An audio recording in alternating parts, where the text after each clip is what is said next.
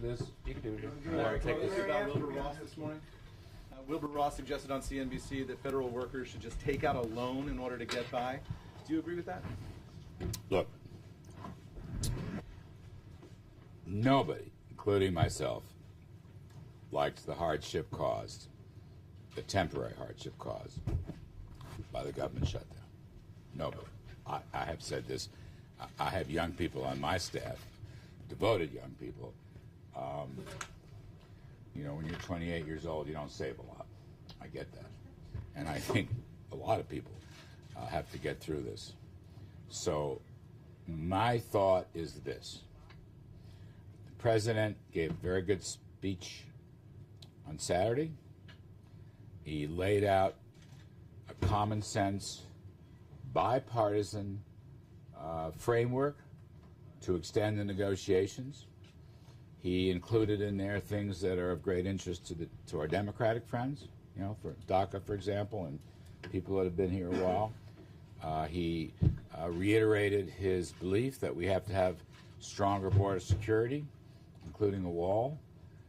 I happen to agree with him 100%, absolutely. I personally, Eamon, think this is such a turning point. The fate of the country is right here. This is the fate of the country. And we can fix this. That's the great thing. And we can make a compromise that will reopen the government and secure the border security, the wall, and all that goes with the wall. You know, you've got a humanitarian crisis, you've got economic crisis, political crisis, drug crisis, lack of rule of law. These things are fixable. And down through the years, leaders in both parties, I mean, you can go through Democrats and Republicans. Now, unfortunately, they haven't fixed the whole story, including immigration, but people from time to time have signed on to all these things. The president just put it back on the table. It's very common sense. But I will say this, with respect to individuals and temporary hardships, I feel for that. I do. It worries me. It concerns me. But at the same time, we must defend the principles that the president is talking about with respect to border security. And what, a 230-mile wall extra add-on or something like that? I mean, we've already got a big chunk of it. He wants to add on to it. All the experts, the border security chiefs and so forth, think he's right.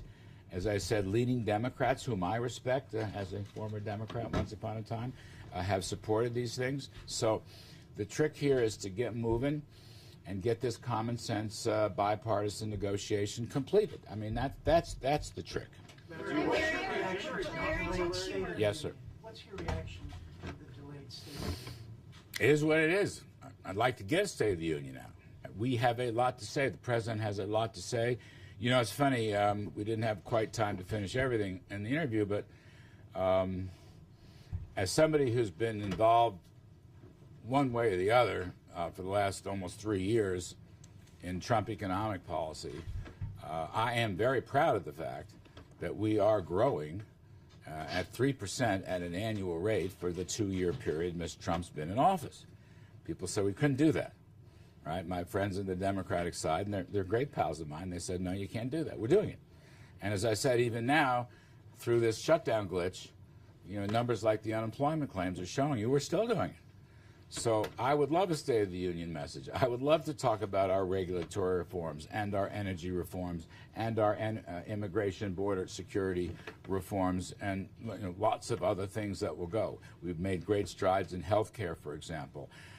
Drug prices, by the way, prescription drug prices are coming down. These are all things we'd love to get out, and so the sooner the better, and I hope it'll happen.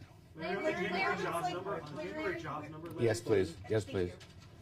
Wilbur Ross's comments and comments from other officials, including herself, about the hardships are being panned as out of touch by administration officials, considering that the president has billionaires in his cabinet and Wilbur Ross is a billionaire. Chuck Schumer said it's unreal. So could you address that? I've just said, you know, I can't say more. With respect, you don't see it out of touch? Hang on. I fret about the hardship, okay? That's just me. I fret about the hardship. And my great hope is that we can reach an agreement ASAP so that those furloughed workers and others will come back. Look, they're going to get paid. They're going to get paid. The president signed the bill coming out of the House and so forth. The sooner the better. I don't like hard. Look, you're talking to the happy warrior. I'm a prosperity growth guy. I love people working and getting higher wages, so I don't like to see any of this, even if it's temporary. Am I out of touch? I don't think I'm out of touch. I'm addressing the problem. I mean, I've met with my individual staff members, and God bless them. They're working for free. They're volunteering, but they do it because they believe government service is honorable, and they believe in President Trump, and they're working as hard as ever. I just hope we get this thing done, as ASAP. That's all. Yes. You have previously said that you believe that the economy will bounce back almost immediately Yes. once this is Yes. done. Yes. At what point does this go on for too long? We know Mulvaney's preparing for the possibility that it could go into March or April. Isn't that too long for these federal employees to wait? I don't want to interfere with the negotiations. I'm not here to negotiate with you. As I said, I think President's Saturday talk was very important. And I think, again, I call it common sense. It's like everything was in there. And again, I can't negotiate with you. I'm not the lead on that. The President's the lead on that. The point is, this is doable. Let's do it. That's all. I don't want to speculate on timing or any of the other things. I will maintain, and as an economist, I will maintain that, frankly, the moment, the nanosecond, the switch is lifted and the government reopens, all these glitches will go away. That's and a lot of economists agree with that. Larry, I mean, the January jobs number. Yes. The January jobs number was our understanding that these folks who are currently furloughed and working without pay are not going to be counted in the number. So it could. Yes, they will. So, They will be counted. It will be counted in the establishment survey. Non-farm payrolls. They will be counted there. That's why these unemployment claims are looking pretty good. And so that's very important. You may see bigger glitches in the household survey. You may see, but here's the thing. I don't want to toot my horn or be a big shot. We don't know. There's so much we don't know about this, to be honest. And that's why I stay away from hard numbers. I'm just trying to give you the parameters and the trends as I see them, and I'm giving you my best guess. Gosh, I've been in the econ business for so long, one way or another. I've been on your side, I've been on my side, I've been on the Wall Street side, I worked in the Fed, I worked in OMB. These models and stuff, they very precise. You understand that? There's just so many things we don't know. So, like, I get up this morning, and I know I'm going to have to do some media work, which is a great pleasure and honor for me, and across the tape comes the initial unemployment claims, falling. Lowest since '69. I say, whoa, you know what? Things are doing pretty darn well. And the trend line is great. And I'm proud of the fact, really, that you may disagree. I understand, and I respect any and all disagreements. But I'm proud of the fact that in 2 years, we've moved the whole trajectory of the economy from 1.5 to 2 to 3 plus. I'm proud of that. And I'm proud of the fact that Kevin Hassett and I and Art Laffer and Steve Moore and Stephen Mnuchin and a chap named Donald Trump put together a tax and deregulation incentive plan to restore America's growth and to operate through businesses, particularly large and small businesses. And I'm proud of the fact, and this was a bone of contention, so far, 2 years, it is precisely the blue-collar group whose job gains have been the best since the mid-'80s, and wage gains have been the fastest. They're beating the white collars. Not the level of wages, but the increase. These are things we talked about, and they're coming to pass, and I believe as long as the policies are in place, they will continue. That's what I'm most proud of. Point estimates on thus and such and this and such, we don't know any of that stuff. So you said that the nanosecond government reopens Yes. these glitches, as you call them, should be fixed. What about all the secondary businesses, the restaurants that have lost money for an entire month, the contractors who haven't been paid, the contracts that haven't gotten signed? How will those? They're going to get it back. They're going to. Now, I can't vouch for every contractor, right? I don't have the list. I will suggest to you, and I am a non-expert, please don't hang me out to dry, but a lot of the contractors come out of the defense aerospace areas, and they are being paid, and those contracts, they're fine. There are others not in non-defense that may be affected differently, so I don't know, but yeah, I'll go with my original thought. Yes, as soon as this thing goes, the switch will be turned on, the payments will be made, we will go back to normal. This is just a glitch. It's the trend line and the fundamentals and the policies are in place. And that's what I'm proudest of, and that's why I would love to have President Trump give a State of the Union address to talk about these things, you know, and address them to the country. I'd love to see it. Yes, please. Thanks, Larry. On the Fed Board, the Federal Reserve Board, is the White House actively looking for dovish economists to replace at least the one open slot?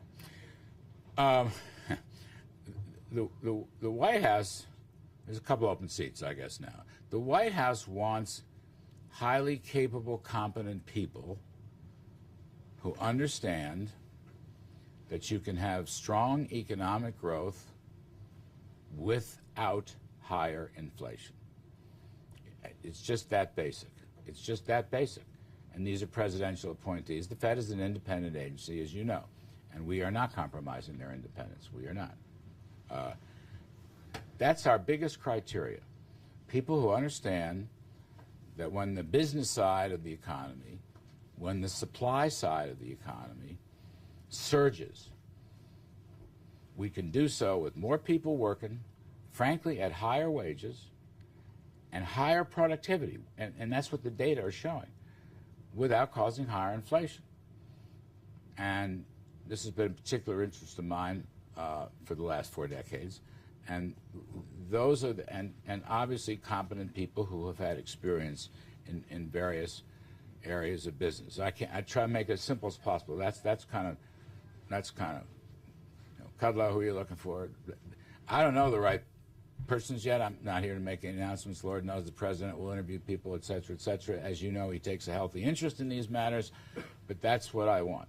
You can grow this great economy, entrepreneurship, supply side, production, business, energy, farming. You can grow it at 3% better, plus, like we did since the World War II, 1950 to 2000, without inflation. Without inflation. Okay? And that is a fact. You may disagree, but I'm happy to walk through it. Yes? What did you mean when you said that the meetings with the Chinese envoy will be determinative? I think they're going to be very important. I'm using that word determinative. Is it a make or break type meeting? Not necessarily. Well, it's just an important meeting. Is my determinative? I'm trying to get it.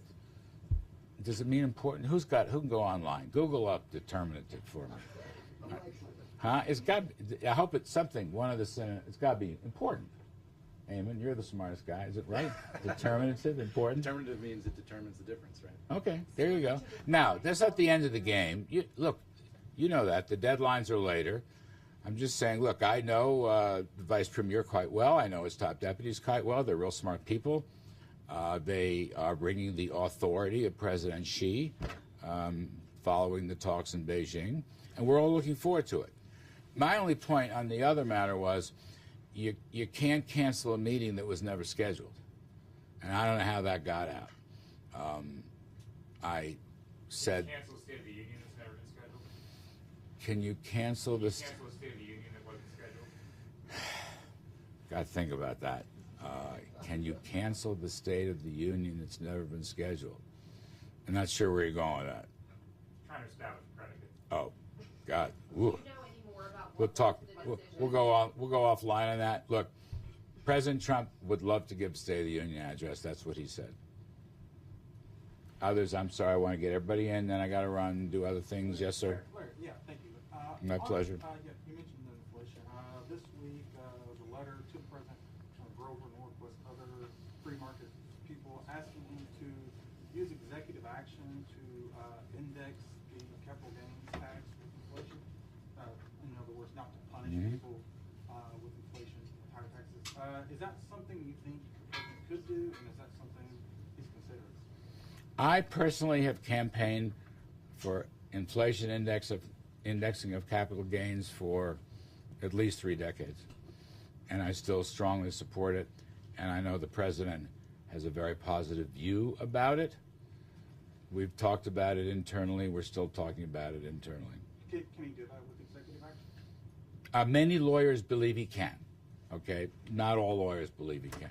Many lawyers. I'm not a lawyer. Haven't hard enough doing my own lane. But inflation index and cap gains, love to see it. Yes, ma'am. More on the State of the Union, do you have any more insight as to what went into the decision for the president to almost concede to Pelosi? You say he wants to give a State of the Union. There were other options potentially on the table, even though it would have been a joint session. I can't comment on any of that stuff. Others, so I can want to be. Wilbur Ross said that we're miles and miles away from a deal on the Chinese. Do you agree with that? What is it that the British Prime Ministers always say? Please refer to my earlier remarks. They used to say in here, asked and answered. As I said, Vice Premier Liu He is coming to town with his top people. I look forward to seeing him, and I believe there'll be very important Are the talks. Chinese gonna Very make it? important talks. And by the way, again, I want to make sure we understand this. Maybe I glossed over this before. I want to be as clear as I can.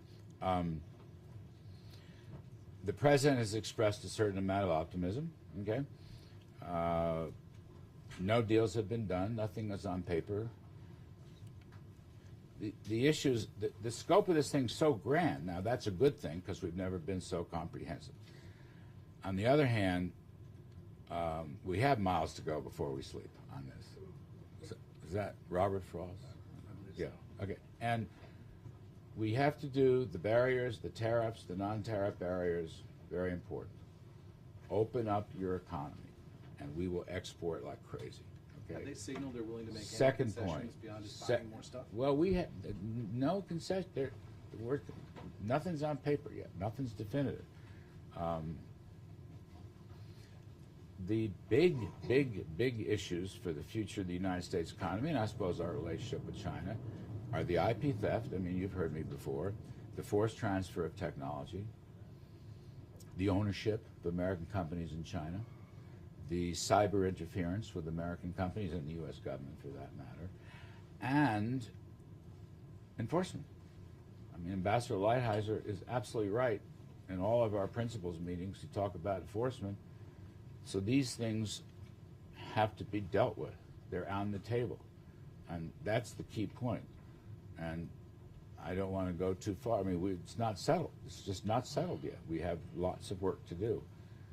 Maybe that's if Wilbur meant miles to go before we sleep. I think I'm going to paraphrase that, and then I'm going to call him when I get back. He's a very dear friend of mine. One more, I mean, something new. Yes, ma'am, please. Larry, you've talked about in the past how economic growth is going to help solve deficits and Yes. by a product of that. Yes. We haven't seen that happen in the last year. Does the president have any plan to approach deficits and the debt in addition to growth, which hasn't seemed to? Well, the president has outlined a very tough budget. Very tough budget. It maybe lost, because of other events, but 5% across the board reduction in domestic non-entitlement accounts. Huge. Not exactly a freeze on defense, but near a freeze on defense. They had a gigantic buildup last year. I mean, look, on the spending side, he has indicated time and again how tough he's going to be. And you better watch out because you got an ex-OMB director now as chief of staff. That's big. I am an alumnus of OMB, and if the president gives a green light to the budget agency, it will get done as far as our budget is concerned. But I do want to tug at your sleeve on your earlier assumption.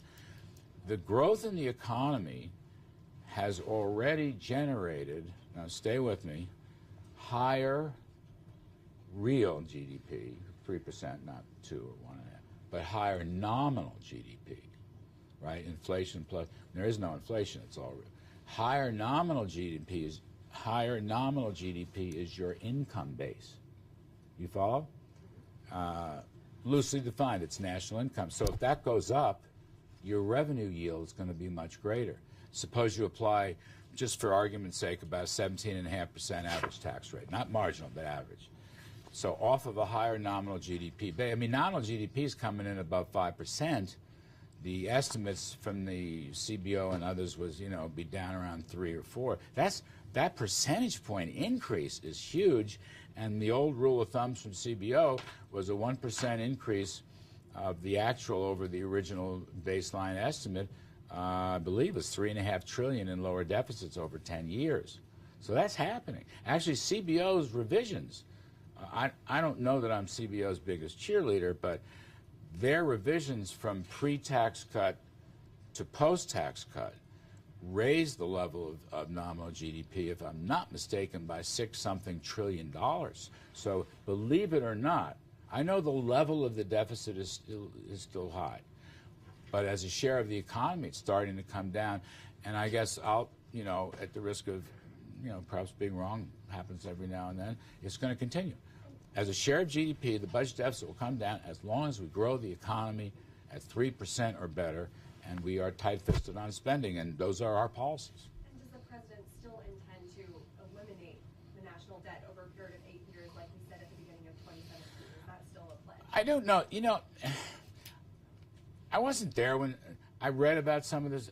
I think what he was really referring to was he would stop the upward rise as a burden on the economy.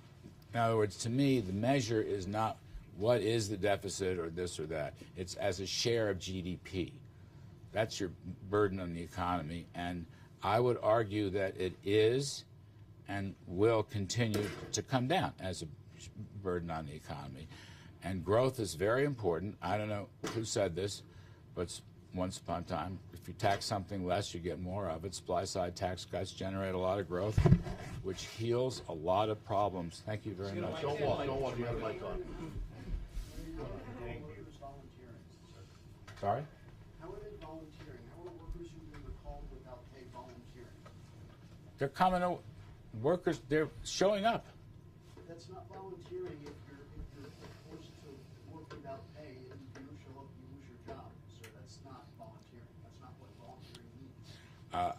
You know what? I'm not even going to go there. You know what I'm saying. It's very clear. And you know what else?